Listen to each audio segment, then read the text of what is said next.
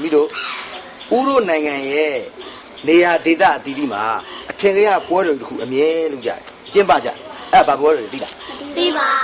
ဘူးမသိမှတ်ထားဖျားပွဲလို့ခေါ်တယ်နော်ဥရောနိုင်ငံရဲ့နေရာဒေသအသီးသီးမှာဖျားတွေအများကြီးရှိတယ်အဲ့ဖျားတွေအားလုံးတစ်နှစ်မှတစ်ခါပူဇော်ပွဲကြီးလုပ်ကြ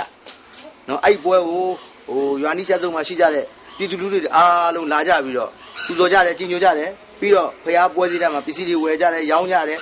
ငှားကြတယ်လူကြတယ်အဲ့လေရောင်းလို့ငှားကြတယ်စီကားတော့ဗောသမီးရဲ့အဲ့ဒီဖျားပွဲစည်းလေးကိုကြပြာဆရာကြီးဒေါက်တာမောင်ဖြူကမတ်ရွှေဖဲဆိုပြီးကြပြာလေးတပုတ်ရေးပေးထားတယ်လိုက်ဆိုကြအောင်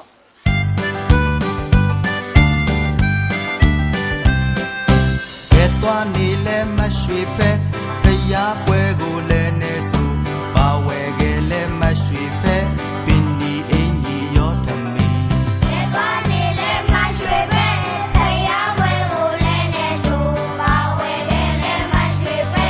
ပင်ဒီအင်းကြီးရောထမီအာစားကလေးမတ်ရွှေဖဲ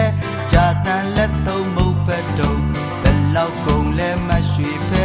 စက်ကူတကြငွေတမန်